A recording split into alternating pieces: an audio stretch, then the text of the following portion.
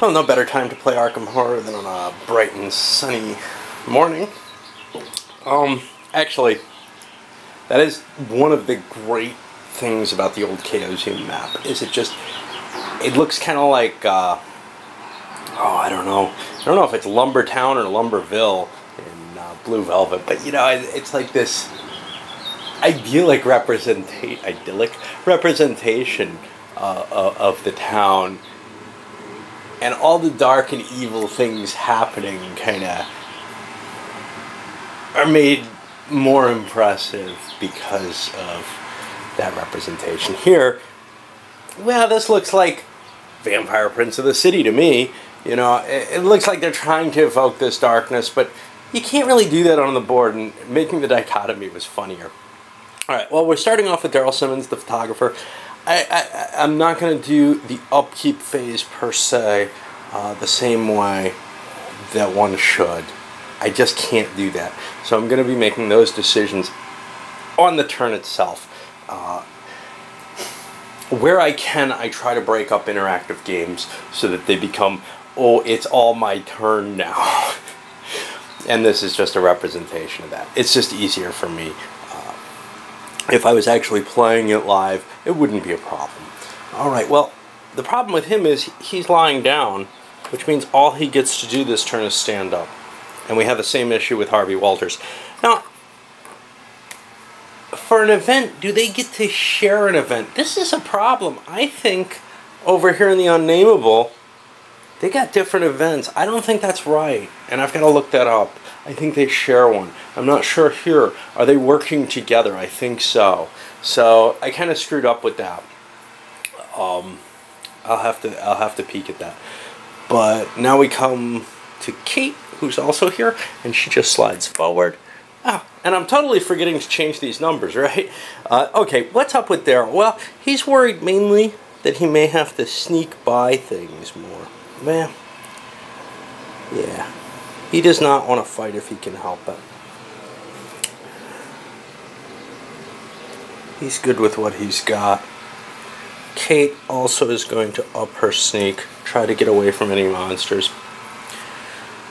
And now we have the Dreamlands here.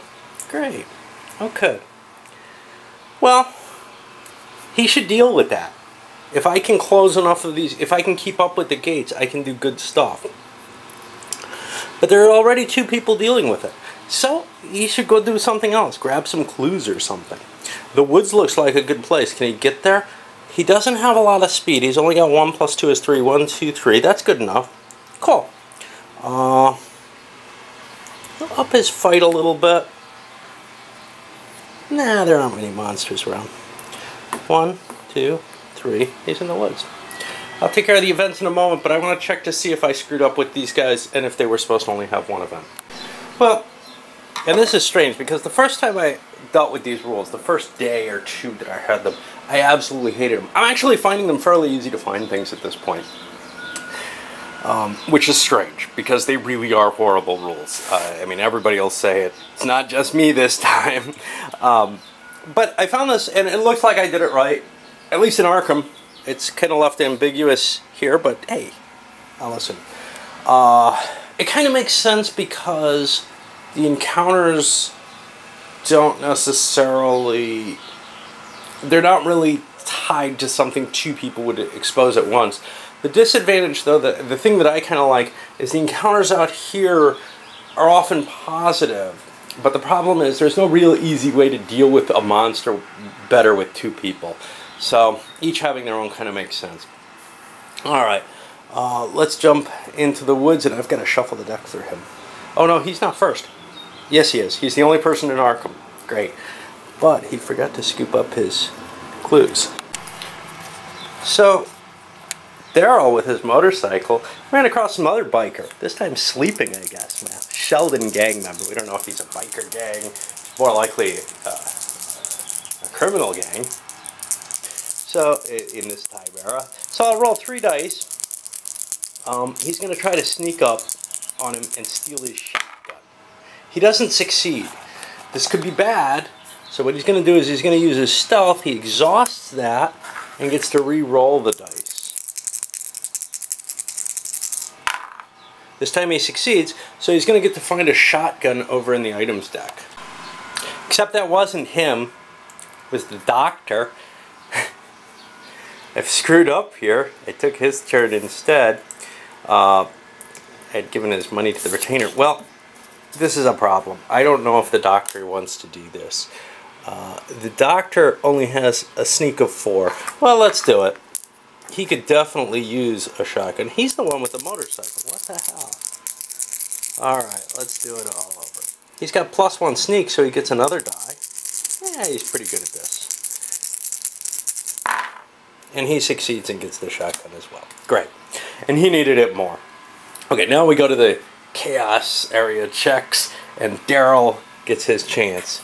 And he's drawing for pretty much any color. He approaches a tunnel only to feel a terrible tromping. Shake the ground from below. Make a sneak -1 if you pass 1 monster appears. If you fail, 2 appear. Okay, so he's going to fight a monster. We'll take care of that offline. Okay, so I was just confused. I used his sneak roll, but not. I don't know what happened. I read that wrong. That was his speed anyway, so it wouldn't have been right. He can't succeed with this, so he's got to face 2 monsters. Now, these are faced sequentially. When he deals with one, he's got to deal with the other. So this will be the first one, a Dark Young, and then he's got a Ghost. And this is kind of going to be tough. The Dark Young, well, first of all, he's got to make his horror check against it. He's got a +0 with 3, so he gets 4 will. He doesn't seem to have any bonus for this. He succeeds in his horror check, but now he's got to take care of a fight or a flee. Now, fleeing is going to be impossible for him because he doesn't have any sneak. So fighting it, well, that's what he's got to do. And he gets 3 dice, 2 + 1 for his bullwhip, but -1 for the monster, so he only gets 2 dice to the combat check. He's not going to do 3 hits on this thing, which is what he needs in 1 round. He misses entirely, and it'll take 3 of his stamina. If he exhausts this, he gets to re-roll the check. He's going to do that. Alright, he's got 1 hit. That's better than nothing. He's going to spend 2 clues. I hope he gets 2 more hits in a row. Well, he got 1 more. Now he'll spend another clue. Now, in his last clue, and he kills it. And that's pretty awesome. Except it had physical resistance. He wouldn't have gotten as many dice as he did. Oh well, we'll cheat in his favor here. Because now he's got a Ghost to deal with.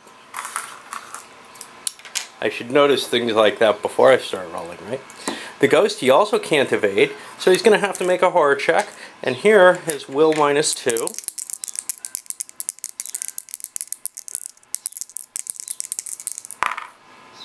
No. So he's going to lose 2 sanity for that.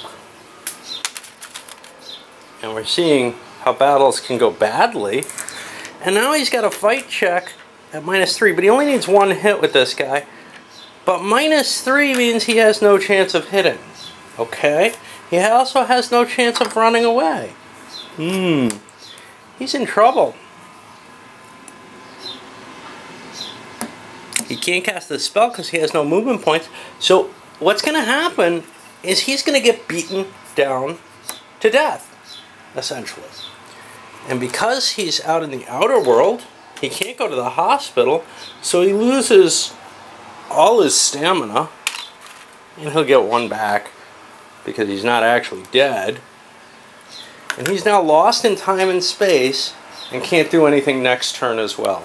This monster goes back in the bag, and that was very, very bad for him. Okay, let's move onward with Harvey. Harvey's also in that same area, I'm gonna put this under. He can draw anything. And he is in the Dreamlands. You fight the corpses of a party of cultists. Oh, I don't remember what his bonus is.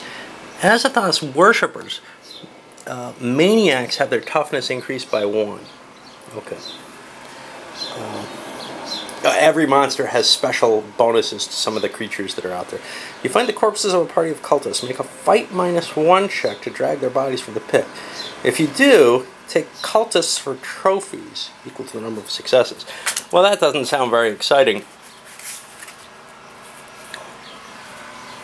It's a fight check. I'm not sure how good he is. Well, he'll get 1 die. He has a chance of a success. This doesn't sound terribly... Oh, I'm sorry. He has a fight of 1. He can't even succeed unless he had something that helps it. So, okay. He abandons those cultists. And that's great. Now, over to Kate. She's in a red-yellow relay. That's green. Hey, there's a yellow one.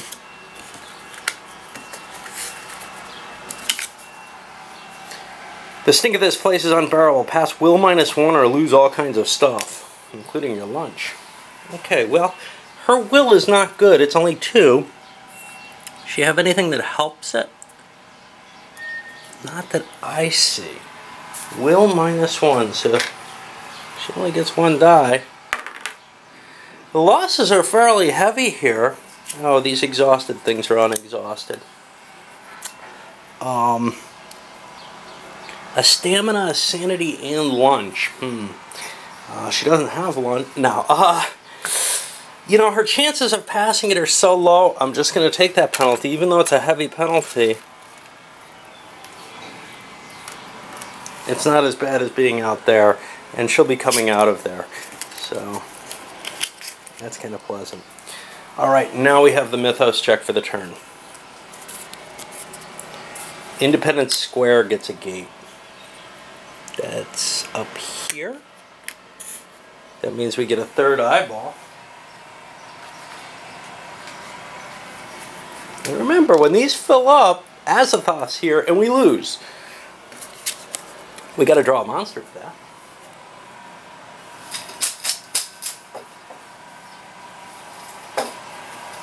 I like to shake the bag better, but with the camera it's kind of tough to do. And we got a zombie, probably the same one we had before. Up here. We get a clue in the woods. Now the doctor's already poking around there, but he can't pick that up unless he ends another turn there. And we got some possible movement. Now if anybody was in the street, this would swoop down and attack them. There are no other monsters except for our new zombie who doesn't get affected by this. So we have a new environmental card. That replaces the old one, the Carnival or whatever, in the North Side streets. That's now gone. And this new one is a sandstorm. That doesn't sound like something that should happen much in Arkham, but with the Pharaoh's expansion, all kinds of weird things happen here.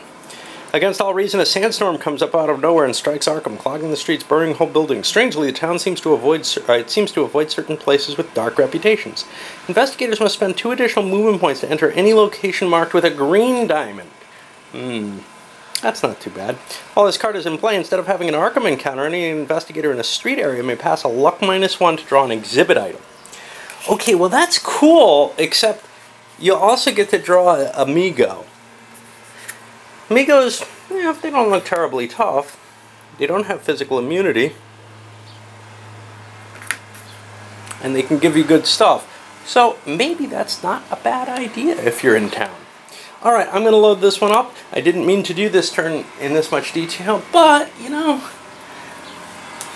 it's kind of a, is this going to be fun to watch without catching all the detail? I don't know.